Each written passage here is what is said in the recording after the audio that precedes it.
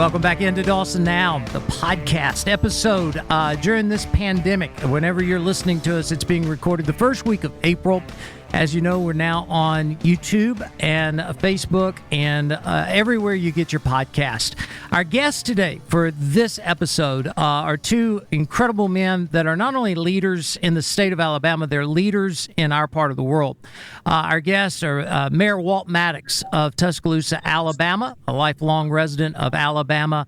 He and his wife, Stephanie. He is the 36th mayor of Tuscaloosa, first elected in 2005 and been serving consecutively since then.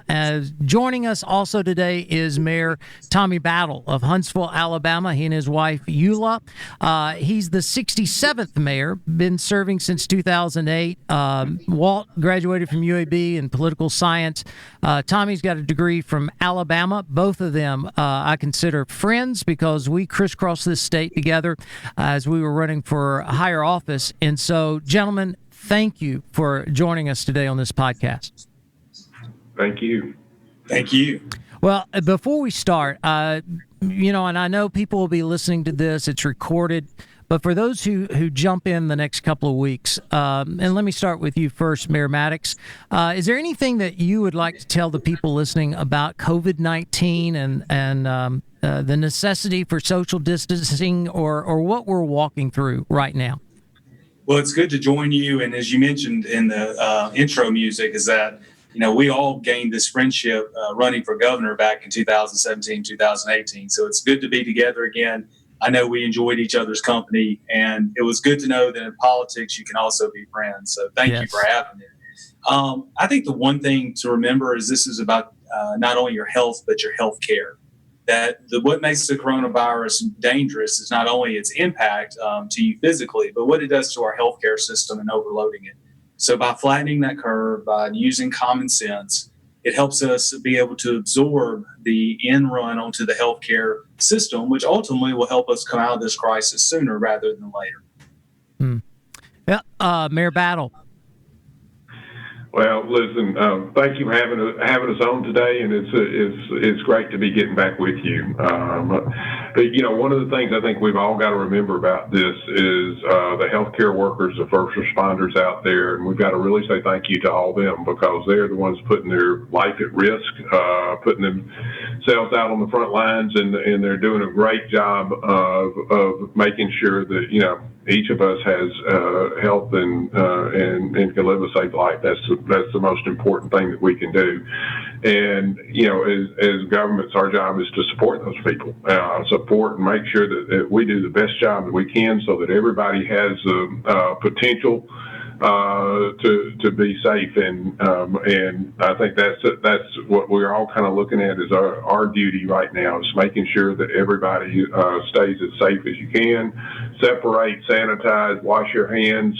This is a participatory sport. Everybody can participate, and it's not that hard to participate. And if they will, then we'll get through this well. Yeah, first responders and even those that are working in grocery stores right now, stocking the supplies, making sure that the shelves got what we adequately need.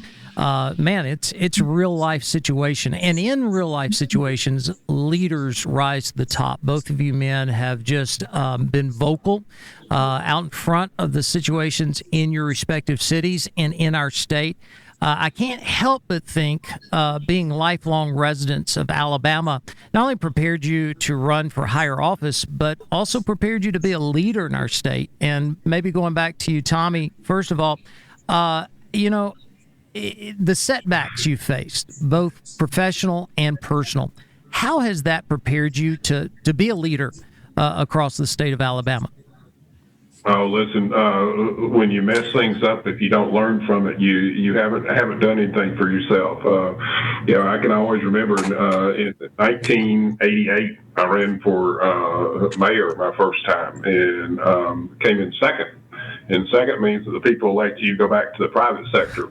And so I got to go back to the private sector and enjoy enjoyed my life in the private sector, but also it instilled in you the idea that you got to keep on learning, you got to keep on going. When you have a setback in life, there's always a picture out there that you can develop later on. And if you can have a broad look at life, I guess that big panorama view, instead of looking at the individual trees and setbacks and what's so bad and everything else, so you can look back at the picture of what life can really bring you.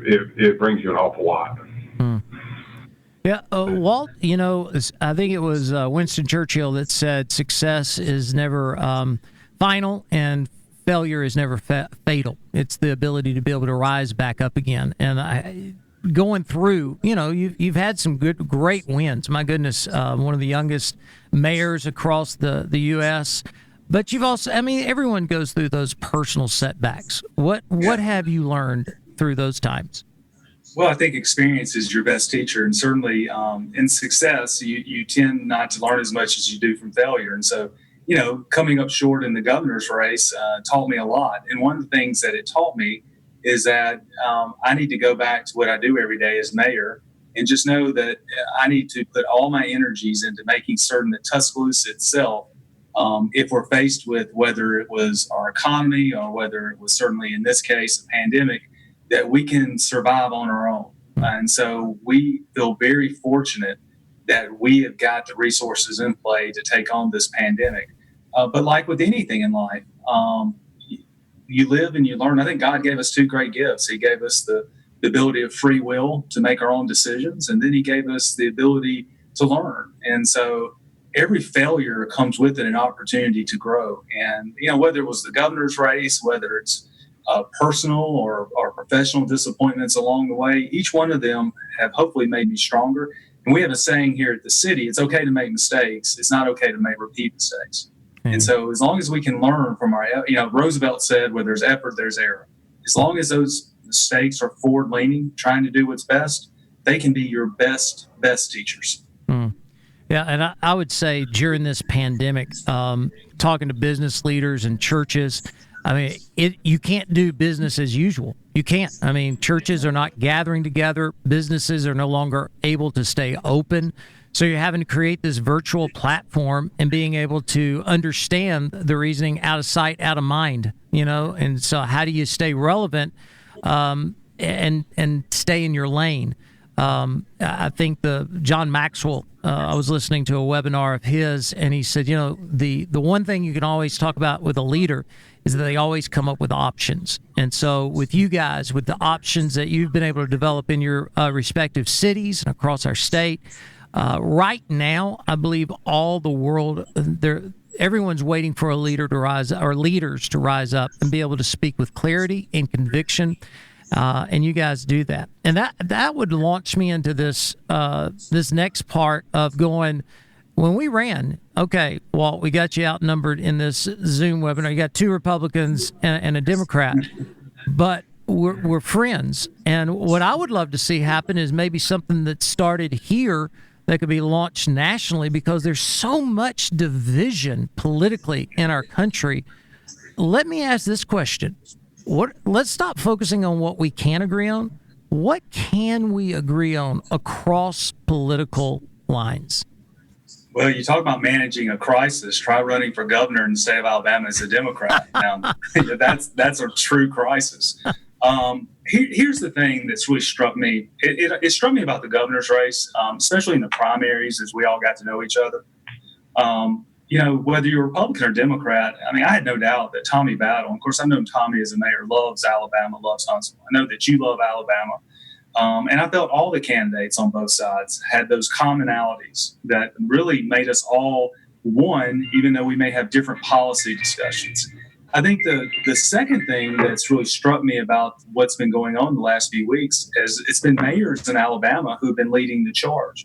And that's not diminishing Montgomery in any way, or the Capitol in any way in Montgomery.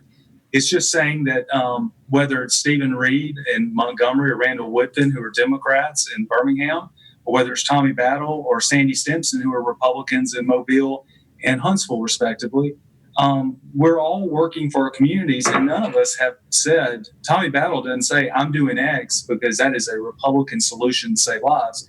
Tommy's doing it because it saves lives. And so I think there's a great lesson for all of us to learn in this, that the actions we're taking, whether it's the governor or whether it's Walt Maddox or Tommy Battle or Sandy Stimson, Randall Woodford or Stephen Reed, is that we're doing it because we're just working to save lives. Hopefully we're learning lessons that what unites us is certainly greater than what has been dividing us. Tommy, you have that perspective of being a leader in the Republican Party. What would you say that we could find in unity across political lines?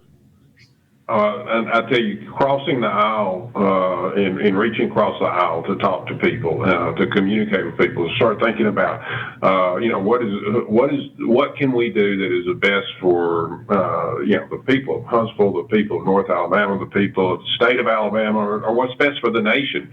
And we've locked ourselves in too many times into one position without walking a mile in somebody else's shoes. And to me, I think that's what's one of the most important things that you can do out of this, is that you walk a mile in somebody else's shoes, that you understand why they're saying this.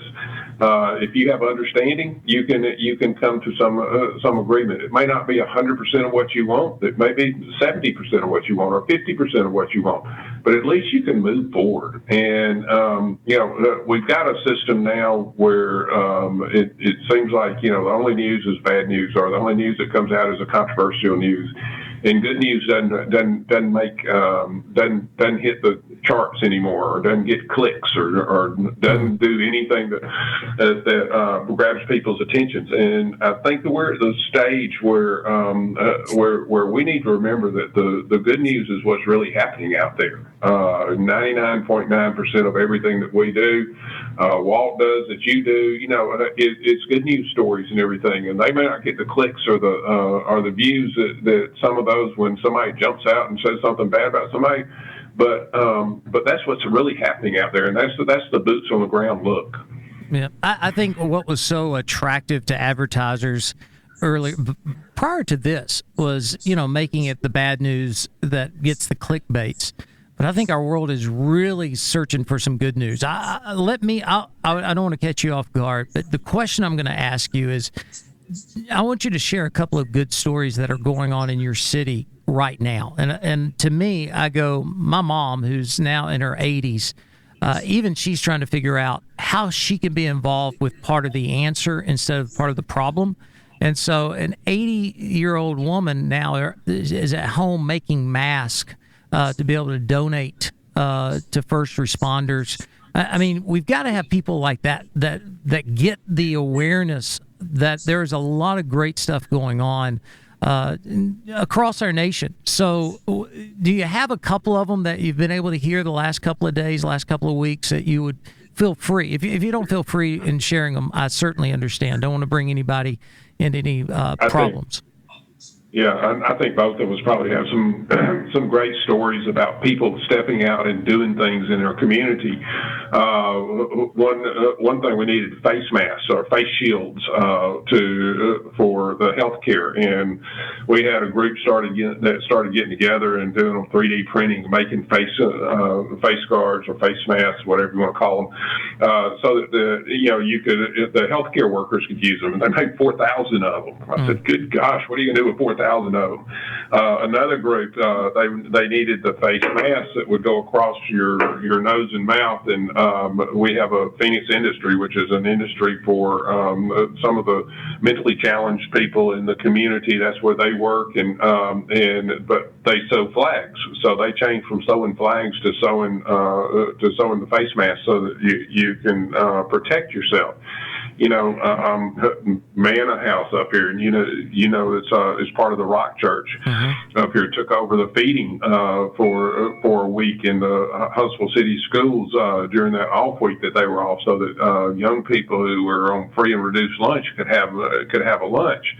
and a lunch and a breakfast, and then sent them home with with bags of food so that they could take care of themselves. Those kind of stories are the stories that come out of times of crisis, and those are the stories I think that are more important than any of the stories that we hear about so-and-so not doing enough for so-and-so and all that. The stories of people actually doing things, making a difference, those are the stories I want to hear. Amen. Yeah. Well, I mean, the same as Tommy, so many people coming into the community, feeding school children, working with the most vulnerable, because they are the most vulnerable, even more so in something like this. But I'll even give something just on a very, very micro level. This morning at McDonald's, I went through the drive-through near my house. I normally don't, but I just want to do that small part to keep some of our businesses going. And the young lady, she couldn't have been more than 20 years old, said, "Mayor, I appreciate what you're doing." And I said, "No, I appreciate what you're doing, because you're out here serving the public and trying to make a living for yourself, and you're putting yourself at risk so people like me can have a little bit of convenience in our lives." So whether it's our frontline workers at DCH regional hospitals here in our community, whether our medical professionals, or a young girl who's working her way through college at a McDonald's, who's willing to put her life at risk for herself and for her community, it's really a call to our generation of Americans to make some sort of national sacrifice. And I had one of my best friends, I don't mean to belabor this, one of my best friends, we were jogging the other morning and we were talking about what a sacrifice is. And he said, "Well, Walt, it's not like we had to go serve in World War I or World War II or Korea or Vietnam or even the Gulf War." And I was like, well, when you put it in that perspective, is it really that much of a sacrifice? Yes. As compared to other generations?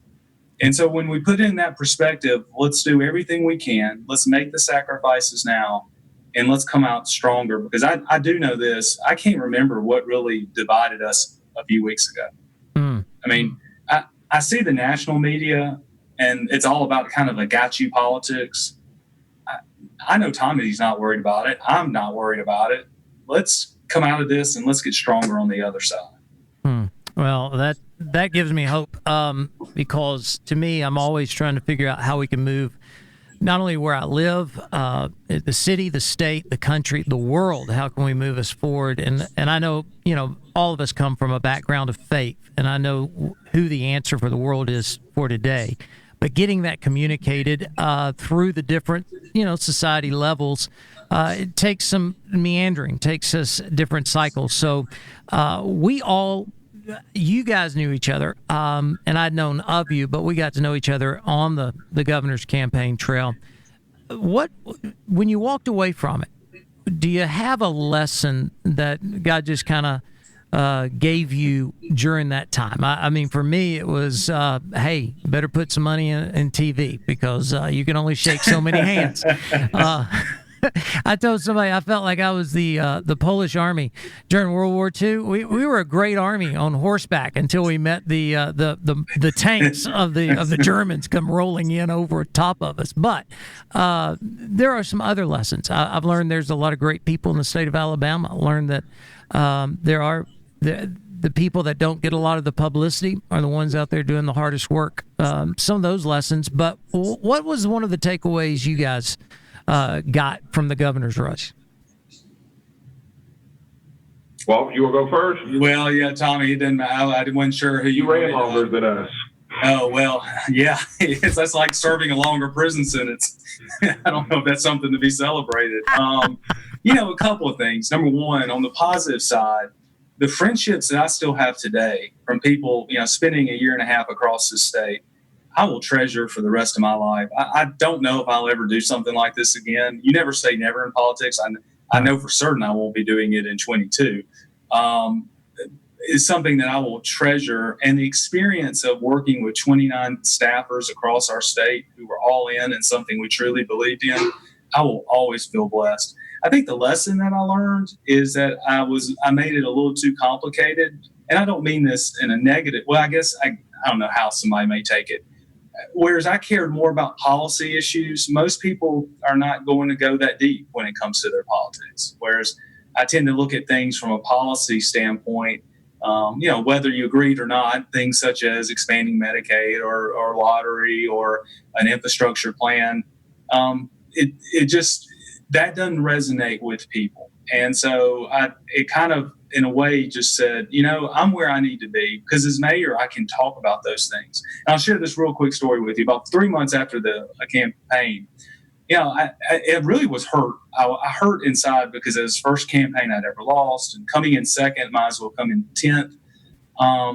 And Stephanie and I were Tommy walking and I around can relate with that, by the way. Yeah. Okay. I mean, and so Stephanie and I were walking in the neighborhood, and we were talking. She goes, "Aren't you glad we lost?" And I was like, I'm glad we did, because we sure do love Tuscaloosa. And it's amazing to say, but, I've had a peace in my heart since that time. Mm. When we start talking about lessons learned, number one lesson is it's a big state. And I think all of us would agree. It is a big state. I spent a lot of time in a car. And number two, a lot of this is a math problem. When you just put all the math together, if you saw, as you were out campaigning, if you saw 300 people in a day, wow, you had a big day. So you could see, if you worked 6 days a week, you'd see 1,800 people a week, and nobody really cared about the race till after you hit February, because everybody was worried about this, that, and the other. And so February, so you have about 4 months of seeing, seeing about 7,000 people. So that's 28,000 people. Oh, by the way, you need 251,000 to win. So, it's really a math problem. And Scott's kind of right about the idea that, fundraising is pretty important. 4 million beats 2 million every day. And so there's some lessons to be learned in just strategy on doing this. But more than that, I think the biggest thing I learned out of it was like what Scott was saying. They're great people all across this state. And Walt will say the same thing. You meet people from all walks of life and every walk of life across the state, and you start realizing what this state all has to put together, what has to be put together to make great things happen. And it's always interesting as we go through this. There's some great lessons learned. I've told everybody, said I would never throw that away. I would never change my mind about doing that if I could go back in time, because it was a great process to go through. We met some great people, had some great staff who worked with you, and made some great friendships out of it. Mm. What about you, Scott? What were your lessons? Well, I think to me, you better have money for television. The other thing for me, I think, was God is working in ways you really can't describe. Both my wife and I have in our prayer journals this phrase: obedience demands no explanation. Because as parents, if our children only obeyed when they understood, that's not being obedient. That's being complicit. And a lot of Christians, we like to be complicit. I mean, if we understand it, okay, I'll obey. But to take someone that for 30 years had built a platform for ministry and then just kind of walk into a different arena, I didn't understand why I was doing that. I just felt like I was called.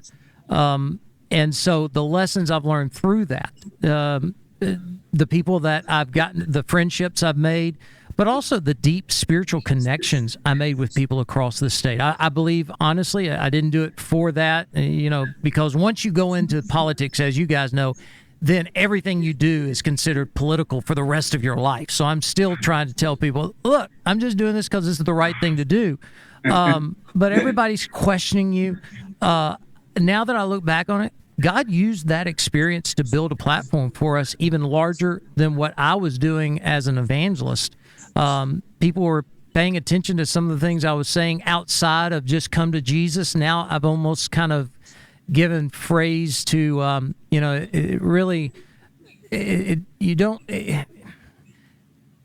don't really have to earn the right to speak, but you do have to earn the right to be heard.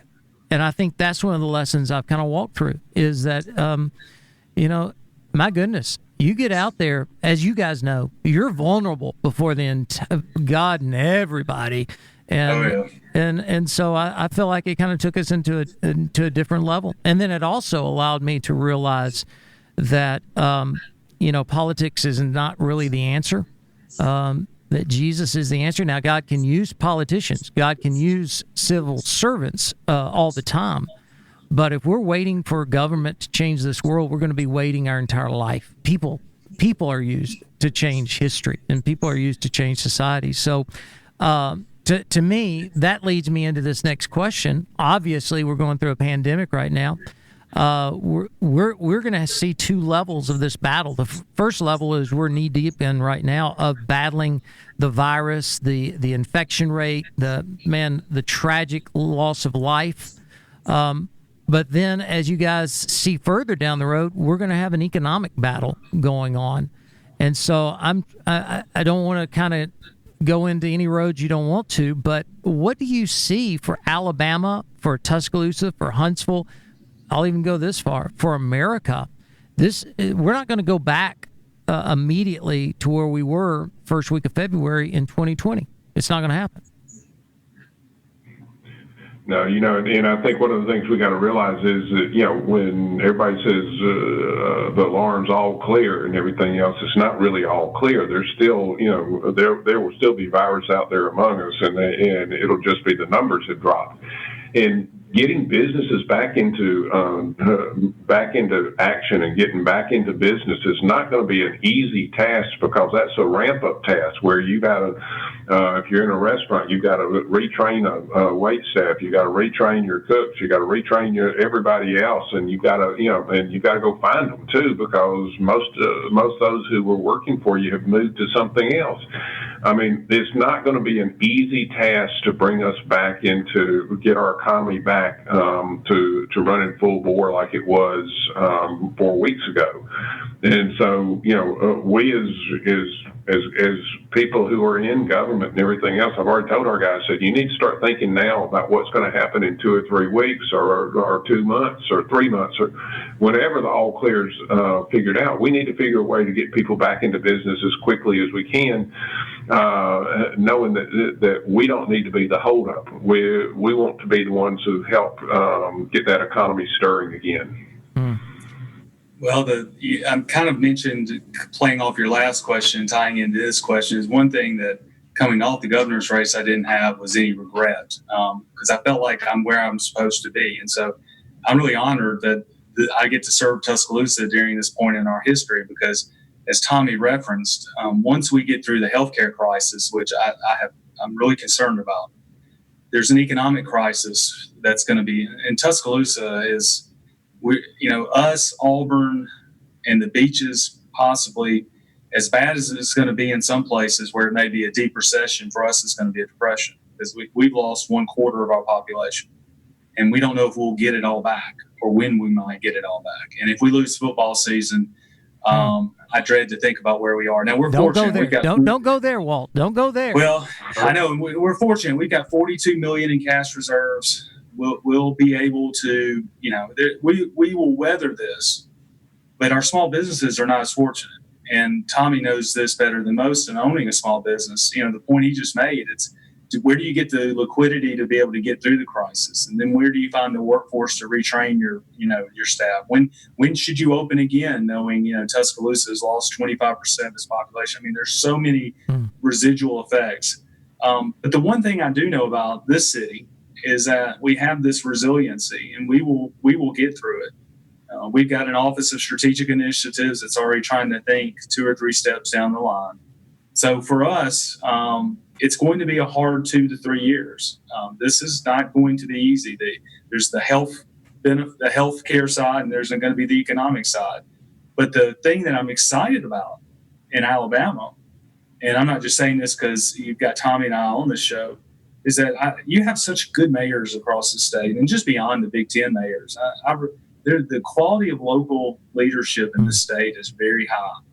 And I believe that the governor, and I believe, is committed to this state, and I believe that the local leadership, whether they're Republican or Democrats, are committed. I really see this as a moment where Alabama can rise to meet the challenge, and maybe, just maybe, deal with some of the things we all talked about on the campaign trail that we now can have the courage of our convictions to actually take on, because we see that if we can address them, it'll prepare us for the next time we face something like this. Yeah. I mean, because let's be honest, there's no way to prepare for a pandemic. This is not in 101. This is just, it's more caught than taught right now. How to get over this. Literally. Yeah, no pun intended. So as we're looking at this, again, coming from our background, the foundation of my life is faith. So how does, in times like this, and Tommy, you guys have walked through the loss of your dad, and then as Eula is now back on the road to full recovery, but you walk through times of crisis. How does, both of you, how does your faith play a role in your everyday life, especially as being a mayor, but not only being a mayor, being a husband, being a dad, being a leader?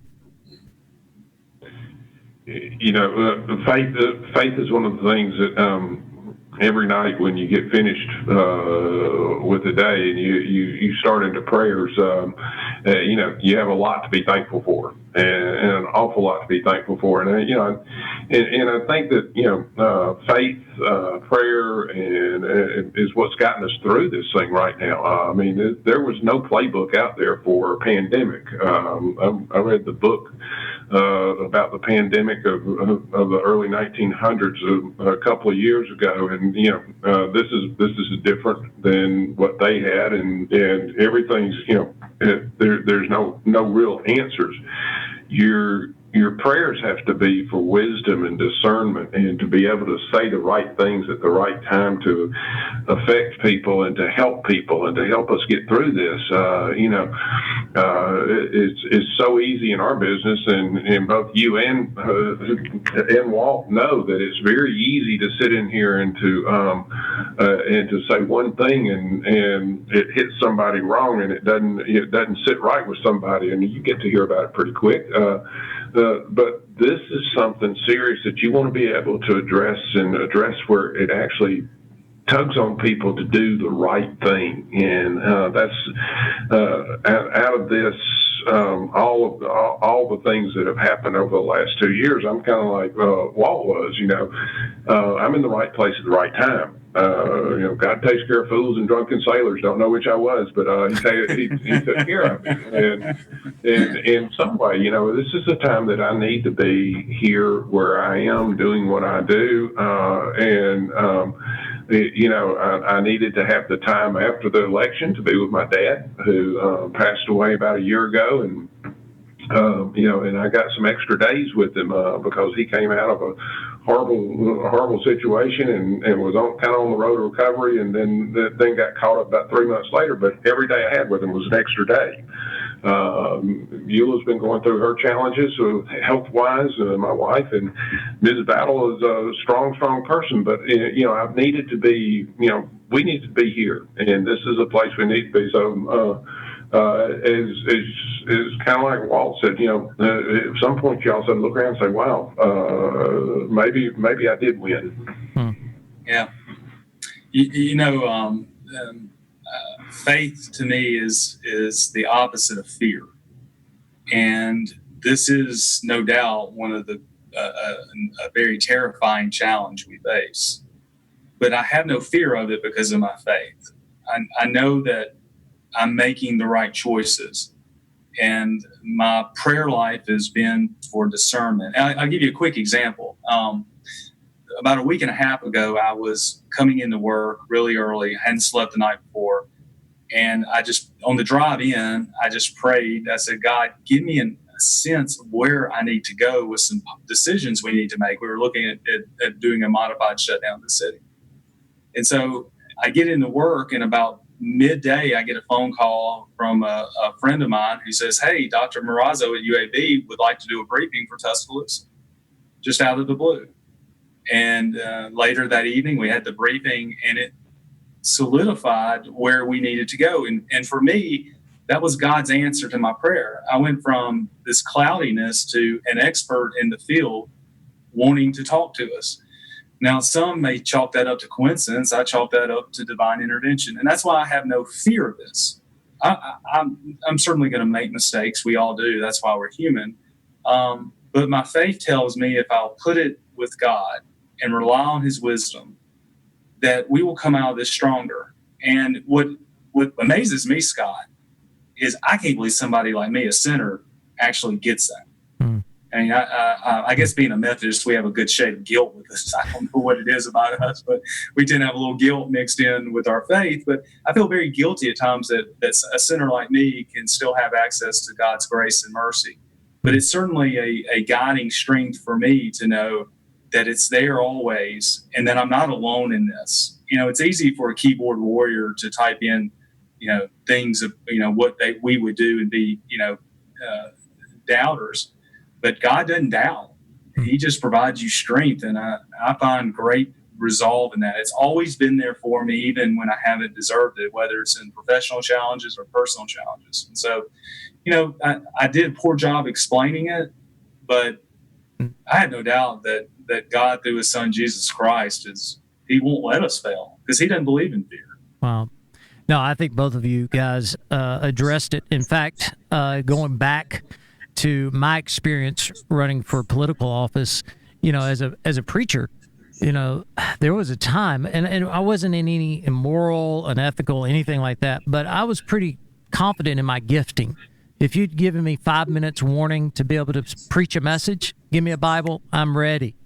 But when I walked into the arena of politics, not being as comfortable being with seasoned men like yourself and women, it really put me on my knees, and it kind of shook me a little bit until I had a friend of mine that just kind of reminded me that our God is not in a box of religion, that our Christ is supreme over all. And if you just surrender before him, be amazed what he can do in a moment. It'll do more than you can do in a lifetime. And so as you guys are walking through stuff like this, just as a word of encouragement from a friend, he is right there with you, and he will give you wisdom and discernment more than you can ever imagine. And I pray that you will continue to walk in that spirit of confidence and know that the church is not out against you. I mean, I spoke in high schools for so many years, and I realized that we had a disconnect between the church and the school.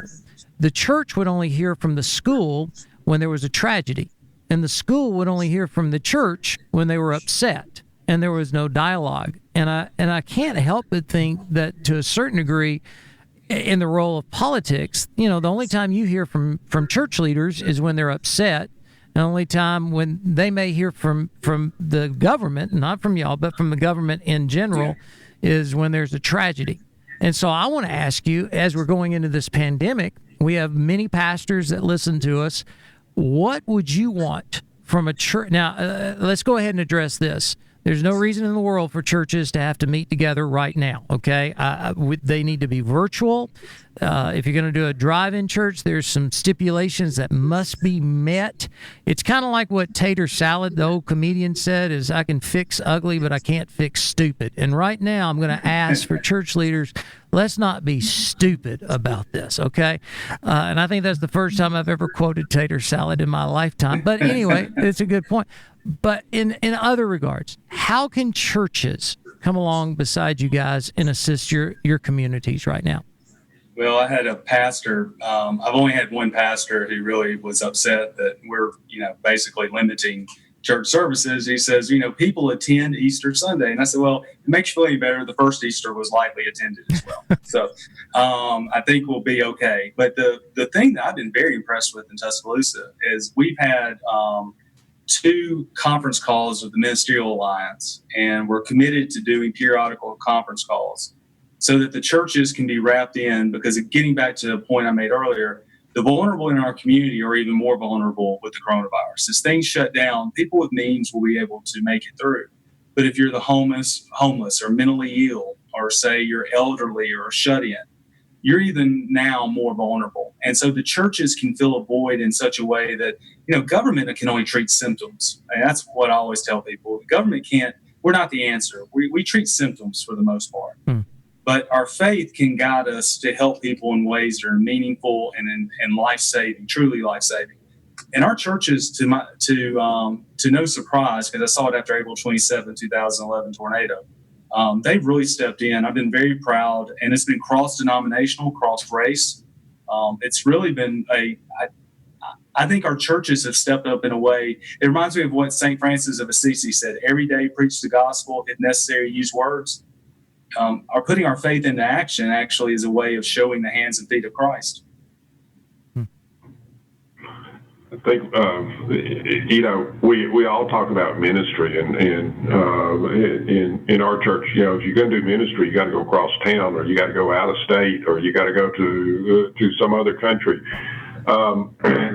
We were almost overwhelmed by the number of churches calling on Monday after this stuff started hitting. That was about 3 weeks ago, and saying, "What can we do? What can we do? What can we do?"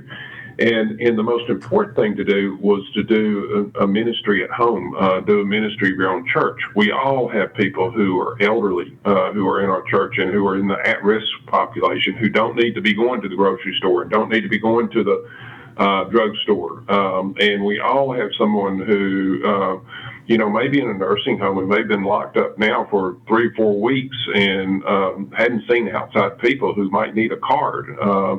We all have somebody who, two working family members who might both be essential, who need some help with just babysitting or need some help with taking care of kids for a little while, where they can run to the grocery store, or they can run get essentials. There's a lot that we can do as a church for our own people and for the people in our own backyard. And I think that's where your ministry becomes really touching, is when you start affecting people who are who are needy, and not in the ways of that we're so used to thinking about needy, but just needy in having a friend to take care of them. So, as we come to the conclusion of our time together, and I hope it has been more. I told you guys it wasn't going to be an interview; it's just going to be a launch pad into a conversation, if you will. My prayer has been that when we get through with this, that all the political naysayers and the people that have nothing else to do but write on the comments of social media, that they'll not take this as, okay, here's another political ploy, but that we're trying to get beyond that we're trying to figure out how we can agree on certain issues and start moving things together. And I was like, how do I close this? And I would just like to just kind of exhort both of you, because as we got together during that race, I saw you in many different situations, and to speak blessing into you. I saw you show up in some places where, to be quite honest with you, it was at one very conservative political think tank, and I was like, my goodness, you got no shot in this room, but you showed up and you gave them your heart, you gave them conviction, and you showed up prepared. And for me, that spoke volumes. I've always liked you, but the respect level just continues to increase in the way you've addressed certain issues on this. There'll be things that Tommy and I would probably disagree with you on, but we're not focused on that. We're focused on what we can agree on to move our state forward.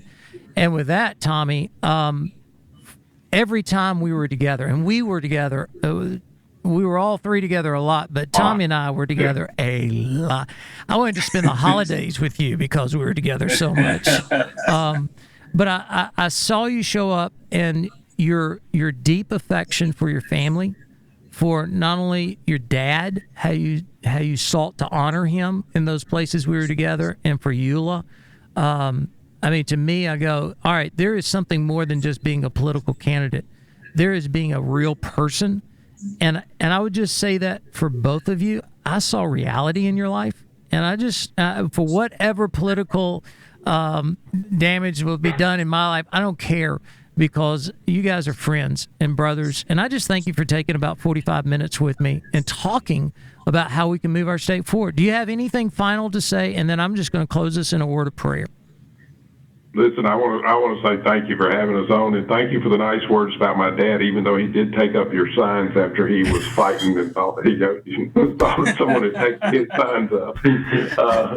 But the funny things that happen in a campaign are life things, and they're things that I'll hold in my memory forever, as long as I live. And we both had some great experiences out on that trail that are things that will make us into who who we are tomorrow, but also are memories that will never go away. And thank you for the friendship, and thank you for also the camaraderie at some points, and thank you for taking some of our lame jokes and letting us get away with them too.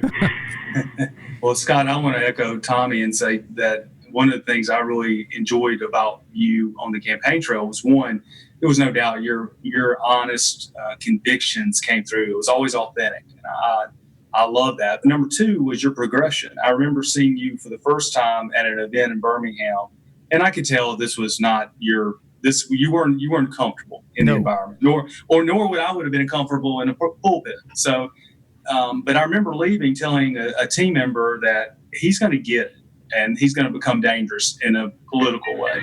And I remember by the end of the campaign, you were really cooking with gas by the end. So I really enjoyed that as someone, but you did it in a way that didn't compromise any of your values, your principles, anything that you hold dear. So I give you great respect for that. And the fact that we're all friends a year and a half afterwards speaks to how true the connection was. The second thing I would tell people is that us politicians, we have a responsibility to uphold a standard of values and virtues that makes our cities better, make our state better, make our nation better. But I would also tell the citizens, you have a responsibility to vote for people who not only you believe would do a good job, but you know would do a good job, and demand of them to do that job when they're there. That's how this republic works. And so we can no longer be lazy with our votes anymore, whether it's for city council, mayor, county commission, governor, president, because we see in a pandemic that truly these decisions can be a matter of making choices between livelihoods and lives, or even life and death. And so to make this republic strong for the next 200 plus years, we all got to uphold our responsibilities. Well, gentlemen, normally I'm just going to ask a prayer over our state, over our country, over our world. And so thank you for your time. Thank you for your friendship. And I hope both of you know I'm one phone call away from anything either one of you ever need, just because you guys are friends. So let me pray, and then we're going to close this thing up. Father, you know much more than we do. We never kind of confess that we know it all. So we surrender before you. And I pray that you show up and you show off even in these drastic times of trying times. I pray for Mayor Maddox and Mayor Battle. Lord, I pray for their personal wisdom and discernment. Lord, I pray that you continue to grant them favor with the people they serve. Lord, I pray that they will be men who will be found faithful in your sight. I pray for their families, that you'll protect them. And Lord, we pray for the great state of Alabama, the United States, and for our world during this pandemic. Father, that you will not only heal the virus and get that away from us, but Father, I pray for the emotional hurt. I pray for the mental taxing days that are going on with leaders. I pray for the sense of isolation in people's lives. Lord, I pray that only your Spirit can heal those hurts. And Lord, so I pray that you will just continue to work in us and through us for your glory. Thank you for friendships along life's journey. In Jesus' name we pray. Amen. Amen. Thank God bless you, guys. you, Scott. Y'all have a great day. Thank you, buddy. Thanks for See joining ya. us. As you've just been listening, that's our interview with two of the greatest friends and leaders that I've come in contact with for some time. Thank you for joining us for Dawson Now. We'll see you next time.